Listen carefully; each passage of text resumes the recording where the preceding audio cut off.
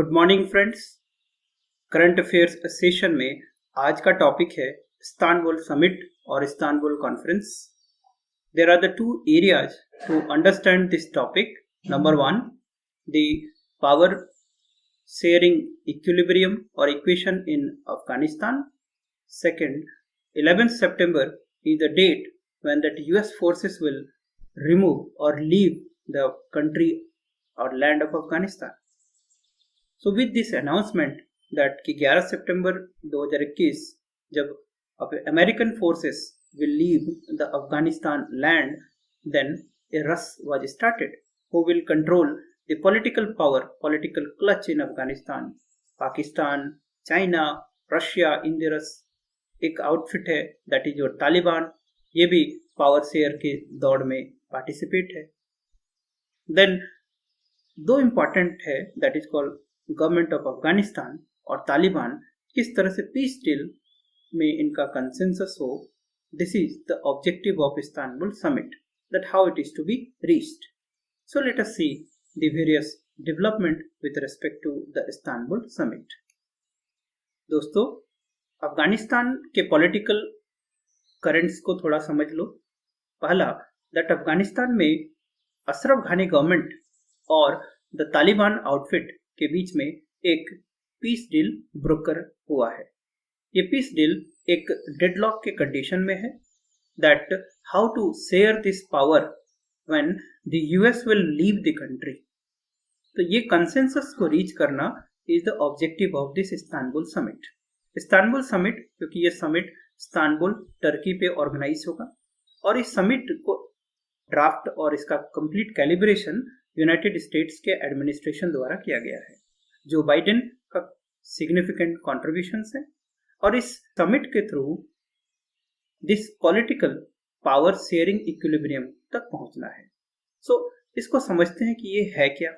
अफगानिस्तान में last around 2 decades, around 20 years, जो political development है, द पॉलिटिकल सिनारियो है, that is controlled by the presence of United States, United forces. और इस बीच में the legitimate elected government is there and the fundamentalist outfit जो तालिबान है वो भी अपना स्टेचर ग्रो किया। नाउ अभी करंट सिनारियो में जो पॉलिटिकल सेटअप होगा उसमें से जो तालिबान और अफगानिस्तान गवर्नमेंट दोनों ही लेजिटिमेट पार्टनर होंगे, otherwise no peace deal would be possible. कोई भी पीस डील पॉसिबल ही नहीं है।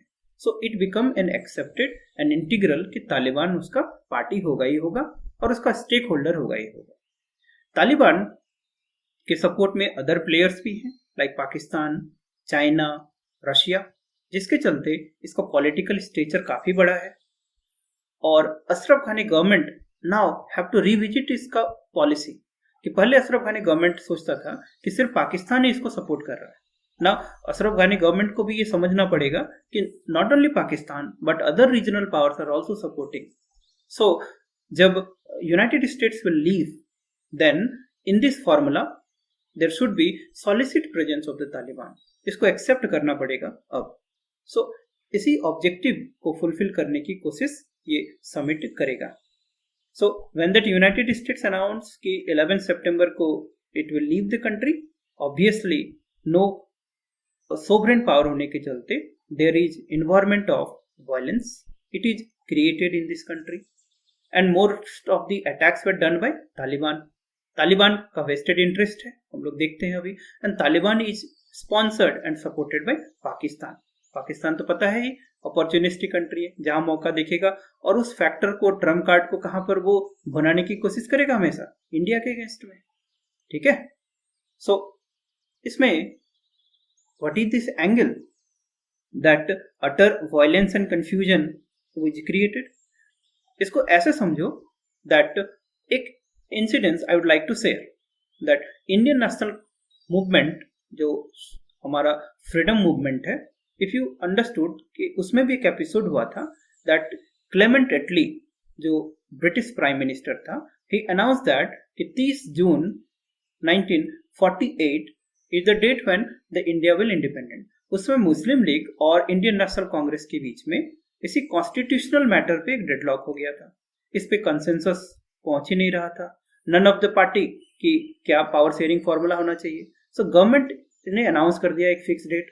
गवर्नमेंट विशेस कि इस फिक्स डेट के अनाउंसमेंट के चलते इनका जो कंसेंसस हो वो जल्दी से जल्दी हासिल हो।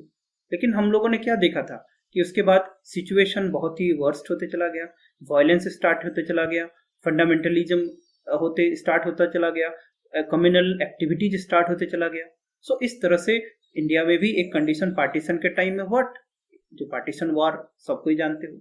तो इट वाज आल्सो एक्सपेक्टेड कि यदि 11 सितंबर के पहले इस तरह का equation is not reached then Afghanistan में fall into the civil war. तो इस सिविल वॉर को कैसे रोका जाए और किस तरह से इस पॉलिटिकल सेटअप को आगे बढ़ाया जाए, इस पे पूरा डिस्कशन ही इस पूरे समिट का ऑब्जेक्टिव है। अनाउंसमेंट के साथ वायलेंस का माहौल है और पता है ही वायलेंस के लिए स्पॉन्सर कहां से आएगा, that is the Taliban is sponsored by Pakistan. Even Ashraf घानी गवर्नमेंट एक्यूज द पाकिस्तान के सिस्टमिक डेवलपमेंट के लिए पाकिस्तान ही स्पॉन्सर करता है। अब लेकिन यहाँ पर दो एंगल समझना जरूरी है। तालिबान एक फंडामेंटलिस्ट आउटफिट है, सो वायलेंस टेररिज्म तो इसका बाय नेचर है। लेकिन अभी चूंकि तालिबान एक सिग्निफिकेंट प्लेयर भी है पावर इक्विलिब्रियम में और ये वायलेंस भी कर रहा है, इसका एक ऑब्जेक्टिव ये है कि ये बताना चाहता है United States as well as other जो players of the negotiating table है कि इफ द कंडीशंस उसके फेवर में नहीं होते हैं या आउटकम उसके फेवर में नहीं होते हैं तो they can also seize the power through the barrel of the gun. ठीक है, गन का यूज करके भी अपना पावर शेयर कर सकता है, छीन सकता है। दूसरा, वो लोग पार्टिसिपेट भी करेगा नेगोशिएटिंग टेबल पे। क्यों पार्टिसिपेट करेगा? Because it is a political outfit बनने जा रहा है, एक फंडामेंटलिस्ट ग्रुप, एक टेररिस्ट ग्रुप, इसको पॉलिटिकल लेजिटिमेसी मिलेगा बाय इंटरनेशनल कम्युनिटी। तो इस अपॉर्चुनिटी को वो नहीं छोड़ना चाहता है, इस अपॉर्चुनिटी को मिस नहीं करना चाहता है। सो दोनों ही तरह से एक you can call it A smart game is played by the Taliban. और इस वायलेंस एक्टिविटी में पाकिस्तान तो इसको स्पॉन्सर कर ही रहा है। इसमें पूरे एपिसोड में अदर प्लेयर्स का भी वेस्टेड इंटरेस्ट है। पाकिस्तान का क्या वेस्टेड इंटरेस्ट है? इसका तो होगा ही होगा, ये तो सबको पता है। What is the vested interest? एक इक्वेशन है कि it is United States, it is let's say Pakistan and here it is your Afghanistan. So Afghanistan में यूनाइटेड स्टेट्स को कोई भी स्ट्रैटेजिक मूव के लिए पाकिस्तान के ऊपर डिपेंड रहना पड़ता था। सो पाकिस्तान के ऊपर में इस डिपेंडेंसी को बोलते थे legal dependency of United states. Legal dependency के चलते US provide economic support, security support, regional connectivity support, ये फ्री में दिया जाता था।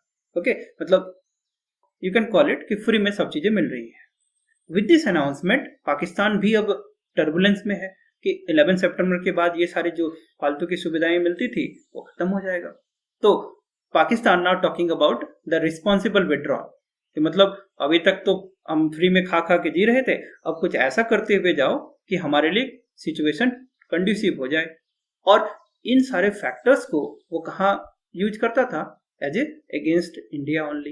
ये सारे फैक्टर्स को यूज करता था एंड इस फैक्टर्स को यूज करने में, अपॉर्चुनिस्टिक फैक्टर को यूज करने में Pakistan is one of the best country. So Pakistan का वेस्टेड इंटरेस्ट है यहाँ पर। सो पाकिस्तान अपना पॉलिटिकल क्लाउट को अफगानिस्तान के ऊपर में ज्यादा कंट्रोल को स्ट्रेंथन करना चाहता है। That is why it is supporting the Taliban. और ये बहुत खुश है कि Taliban is now an inevitable player, inevitable power share. So Pakistan का वेस्टेड इंटरेस्ट है। इस पाकिस्तानी वेस्टेड इंटरेस्ट के चलते which is an accepted fact, जो अशरफ घानी government and he accused many times that Pakistan is actually running an organized system of support for Afghan Taliban. So Afghanistan president is also recognizing that it is Afghanistan in the back foot. Vested interest के साथ साथ अभी political currents भी हमें समझने की जरूरत है, because we are talking about the power deal. So दो important stakeholder, एक government, दूसरा outfit. Government कुछ assumptions लिए हुए हैं जिसको कि रिविजिट करने का जरूरत है। Government said thought that Taliban get only support from Pakistan, but due to increase in cloud अब तालिबान को रसिया, चाइना, ईरान और अदर पावर्स के भी सपोर्ट मिल रहे हैं, क्योंकि इनका पॉलिटिकल क्लाउड, मास के ऊपर में इनका कंट्रोल बढ़ा है। दूसरा, दैट अशरफ घानी गवर्नमेंट का स्ट्रक्चर थोड़ा कम हुआ है। कैसे? That Ashraf Ghani is seen as a leader कि ये दैट इज डिवाइसिव पॉलिटिक्स को इस तरह से इम्प्रूव हुआ है। जो भी लोग इसके फेवर में थे वहां भी फ्रैक्चर्ड पॉलिटिक्स को इंड्यूस हुआ। दूसरा, that is called Pashtun peoples, जो तालिबान के क्लोज में आए, इसको भी विन करने में दैट अशरफ घानी वाज अनसक्सेसफुल। उसके बाद जो लास्ट इलेक्शंस हुआ था, इट वाज सेड दैट कि ये इलेक्शन फ्रॉड पे बेस्ड है, इसलिए जो ओपोनेंट्स हैं, जो अपोजिशन पार्टी के लीडर्स हैं, इनको एक्चुअली लेजिटिमेट लीडर की तरफ एक्सेप्ट नहीं कर पा रहे हैं। इसलिए जो इनका जो पोजीशन है वो थोड़ा सा कॉम्प्रोमाइज्ड स्टेटस है। सो इसी के चलते इनका थोड़ा स्टेचर इंक्रीज हुआ, इनका वोकल थोड़ा डाउन हुआ है। सो अभी एक मिडिल पाथ की तरह एक पॉलिटिकल स्फीयर पे इक्वेशन, बैलेंस्ड इक्वेशन को अचीव करना, it is the ultimate objective. We are also talking about the international diplomacy. So इसमें चाइना कहीं भी पीछे नहीं रहेगा, and it is also talking about the Asia. So China with the aspirations also supporting the Taliban. Why? क्योंकि China के support करने का 2-3 फैक्टर है। Number 1 factor, the problem of Uyghur Muslims. The Xinjiang province in the China, जो north western part of China पे है, there is a Uyghur Muslims. Uyghur Muslims जो हमेशा चाइनीज अथॉरिटी, चाइनीज गवर्नमेंट के against में होते हैं।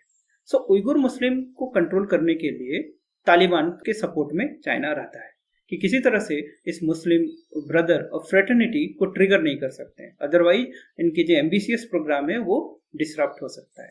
दूसरा वेस्टेड इंटरेस्ट है, China is leading the belt and road initiative, जिसके थ्रू एशियन हेजेमोनिक और लिंक एंड कनेक्टिविटी रोड के through it try to become an hegemonic power, supreme global power. So in this adventure, in this ambitious project, जितने भी stake holders हों और particularly the Pakistan and उसके associated allies जो होंगे, इनके साथ चाइना हमेशा अच्छा रिलेशन स्टैब्लिश करने की कोशिश करेगा।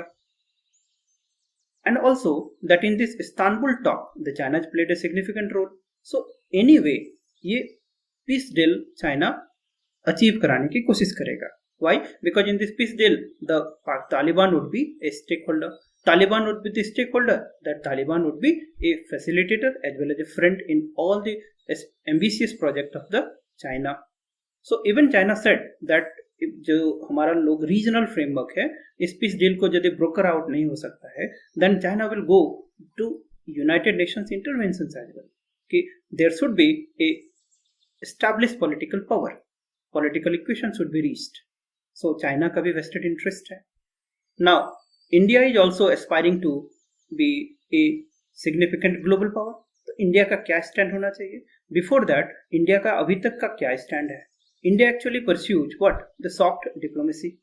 Soft diplomacy means that it will build up the infrastructure, बनाएगा roads, hospital, education, so soft areas में डेवलपमेंट करेगा। अभी तक जो फॉरेन डिप्लोमेसी है, that is marked with what? The cautious as well as selective approach. Cautious approach, steady approach. Selective मतलब जो none Pashtuns हैं, जो northern regions of the Afghanistan है, उनके साथ ज़्यादा इंट्रैक्शंस है। तालिबानी जो आउटफिट है उसके साथ एक डिस्टेंस मेंटेन करके चल रहा था। बट ये जो डेवलपमेंट है, इसमें इंडिया को बहुत फायदा नहीं हुआ, क्योंकि जो गवर्नमेंट है उसका पॉलिटिकल स्ट्रक्चर डाउन हुआ, तालिबानी आउटफिट का स्ट्रक्चर बढ़ा है, and Taliban it becomes an inevitable. So India has to revisit its the foreign diplomacy. Second, India also have to be assertive, क्योंकि aspire कर रहा है कि to be regional power, to contain the China, it has to be assertive. So कितने extent तक assertive होगा? पहला चीज कि हम लोग देखते हैं कि इंडिया अभी तक कितना चीज किया है। पहला, on economical front, invested more than $10 billion that in the past in the development of Afghanistan. Security wise, the Afghanistan is very important to contain the terrorism. Connectivity with Afghanistan is very important. To bypass the Pakistan, it will be very important. So strategically, security wise, economical wise, Afghanistan is also very important. Now let us see that in Afghanistan के point of view में India का क्या stand है। In 2014 जब अशरफ घानी government बना, then a 5 concentric development model for Afghanistan, ये अशरफ घानी गवर्नमेंट चलाते थे। उसमें से इंडिया को 4th सर्कल पे रखा गया था। इसका मतलब क्या था कि India it is in the peripheral position, not in the core position. So India को अपने डिप्लोमेटिक कोर को असर्टिव बनाना चाहिए कि in the regional matter it should be in the core, it should not be in the peripheral, because इस तरह का जो साइड लाइनिंग है it will hamper the India's image in the South Asia as well as Central Asia. So India को अपने इन चीजों पे ध्यान देने की जरूरत है। Second thing, with the growing tie with the USA and even the United States desires कि India should play an active role in this regional matter, India should stand its the political clout, but at the same time India should be pragmatic in approach plus diplomatic in the policy. Pragmatic in approach means India तो अभी तक एक selective distance maintain करके चल रहा था with Taliban, अब उसके साथ नेगोशिएशन पे आना है। India it is a democratic country, Taliban कैसा है, एक फंडामेंटलिस्ट आउटफिट। सो यहाँ पे इंडिया का डेमोक्रेटिक इमेज ये डायलूट हो सकता है। सो यहाँ पर एक the cautious as well as you can call it the rational stand should be followed, a realist approach should be followed, because यहाँ पर पावर फलक्रम की भी बात हो रही है। So what to be next, that India should be pragmatic and diplomatic. Second thing, if you complete avoid to engage with the Taliban, ये भी हमारे लिए beneficial नहीं होगा, even we lost this opportunity, okay, because it is an now inevitable power. The world community have to accept the Taliban as a legal political power. So it is a necessary demand of the time that we should engage. Even the proper engagement, it can also take care about the problem of the terrorism, because it is sponsored by the Taliban. There should be the you can call it the bilateral engagement. It can ensure कि economical engagement, economical convergence, तो ये take care करेगा उन सब चीजों का। So more and more vector diplomacy को promote करना चाहिए। Even that external affairs minister it talks about, he say that there should be the genuine double peace, मतलब not only within the Afghanistan peace but outside, even in the region there should be the peace. पहले हम लोग किसको follow करते थे, Afghan led, Afghan owned and Afghan controlled, इसका मतलब within the Afghanistan there should be peace. But हम लोग अब बात कर रहे हैं जेन्युइन डबल पीस की, मतलब outside the Afghanistan there should also be peace, because regional stability should be there. So with these things, that India should increase its position from the peripheral to move more closer, direct engagement should be participate. And next point, in the Afghanistan, the political stability also depends on the other indirect factor like the China India rivalry, India Pakistan tensions, the China as well as the United States strategic competition, ये सारे tensions कम होगा तो indirectly वो peace should be there in the Afghanistan, stabiliser की तरह काम करेगा। So apart from all these, with the removal on that 11 सितंबर, जो भी स्टेक होल्डर्स हैं इन पावर शेयरिंग फार्मूला में, they should take a proactive part in this negotiating process. Otherwise क्या होगा, चीजें अनकंट्रोल्ड हो जाएंगी and in the absence of a legitimate government, a legitimate authority, चीजें might turn into a civil war. तो उस तरह के सिविल वार को नहीं होने देना है। There should be a consensus to be reached before that situation to be achieved, because any disruptions in the Afghanistan would be led into a greater chaos that in the regional power as well as in other powers. Spillover would be felt in the greater part of the region. So this is about the Istanbul summit, इसके through एक consensus based peace deal process को broker करने की कोशिश किया जा रहा है, and so that there should be a prosperous as well as the peaceful Afghanistan. So hopefully this video is informative to you. Jai Hind.